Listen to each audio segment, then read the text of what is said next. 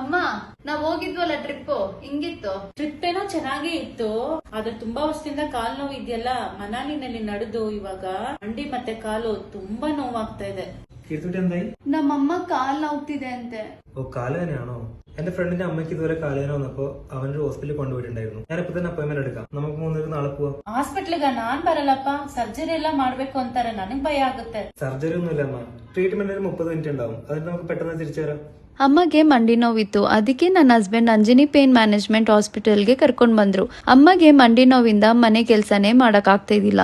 Doctor ಅಮ್ಮ ಕಾಲು scan ಮಾಡಿದ್ಮೇಲೆ ಗೊತ್ತಾಯ್ತು ಮೋನಕಾಲು ಸೋದೋಗಿದೆ ಅಂತ.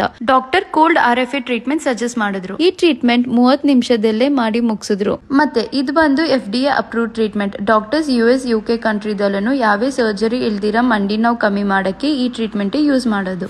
ಕಡಿಮೆ ಆಗಿದೆ ಸರ್. ಯಾವೇ ಸರ್ಜರಿ ಇಲ್ದಿರ ಟ್ರೀಟ್ಮೆಂಟ್ ಮುಗೀತು ಅಂತ ನಮ್ಮಮ್ಮಗೆ ತುಂಬಾ ಖುಷಿ ಆಯ್ತು. ಏನಮ್ಮ ಇವಾಗ ಕಾಲ್ ನೋವು ಕಮ್ಮಿ ಆಯ್ತಾ?